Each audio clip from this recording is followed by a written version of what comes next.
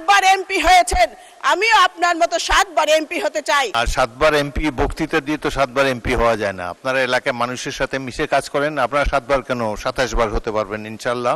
ফুল ফুটুক আর নাই ফুটুক, এই সংসদে আজ বসন্ত আমাদের 50 জনের কাছে। প্রত্যেক রাজনীতিবিদের জীবনে স্বপ্ন থাকে এই মহান সংসদে আসবার। তৃতীয়বারের মতো এই সংসদে এসেছি, পরম করুণাময় আল্লাহ পাকের কাছে শুকরিয়া। 2001-2026 সালে নির্বাচনে মাননীয় সদস্য প্রশ্ন করুন। 1 মিনিট সময় দেন মাননীয় স্পিকার, প্রথম এসেছি, সময় সুযোগ নেই, প্রশ্ন করুন। মাননীয় স্পিকার, 2001-2026 সালে নির্বাচনে মাননীয় সদস্য 1 মিনিট, মাননীয় সদস্য 1 মিনিটে শেষ করুন। না, স্পিকার যখন বলে প্লিজ কিপ কোয়াইট। শুনুন, আপনি প্রারম্ভিক বক্তব্য একটা তো শুভেচ্ছা দিয়েছেন, এরা বেশি আর সুযোগ নেই, আমাদেরকে কার্যপ্রণালী বিধি মেনে চলতে হবে। একটি প্রশ্ন করুন প্লিজ। মাননীয় স্পিকার, আপনাকে কড়া হেডমাস্টার হিসেবে দেখতে চাই না, নারী বান্ধবী স্পিকার হিসেবে এই সংসদে দেখতে চাই। মাননীয় স্পিকার, 2001 সালে এবং 2026 সালে নির্বাচনে বিএনপির ভূমিদশ বিজয়ের কারিগর আমার নেতা, আমাদের নেতা, গণমানুষের নেতা মাননীয় প্রধানমন্ত্রীর প্রতি আমি কৃতজ্ঞতা জানাচ্ছি।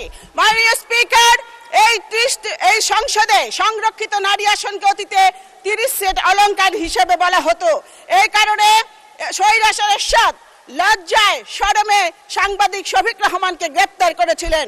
আমি আপনাকে বলতে চাই, আমরা যে 50 জন এই সংসদে এসেছি, আপনি যদি আমাদের কথা বলার সুযোগ দেন তাহলে আমরা 50 সেট অলংকার নয়, 50 সেট নারী জাতির অহংকার হিসেবে নিজেদের পরিচিত করব।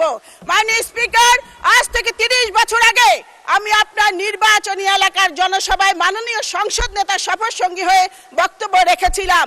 আমি আপনার আকাশচুম্বী জনপ্রিয়তা দেখেছি। আপনি 7বার এমপি হয়েছেন, আমিও আপনার মতো 7বার এমপি হতে চাই।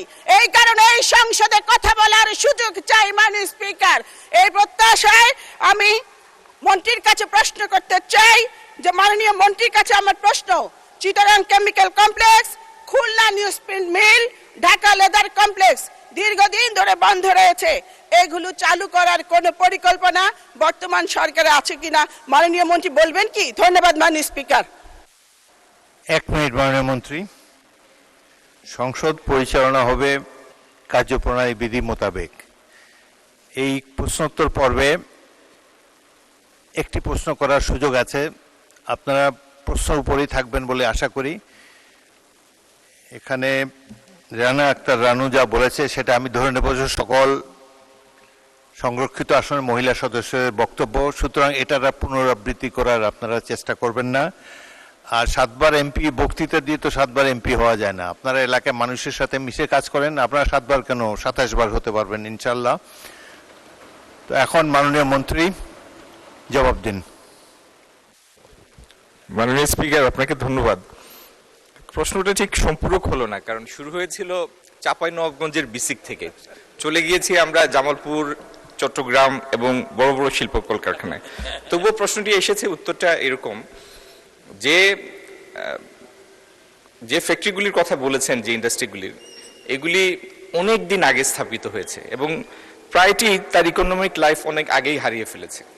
তবে এই জায়গাকে কেন্দ্র করে আমরা নতুনভাবে ব্যক্তি খাতের বিনিয়োগ অথবা কোনোটাকে শিল্প পার্ক হিসাবে প্রতিষ্ঠা করার জন্য কাজ করছি। ধন্যবাদ মাননীয় স্পিকার।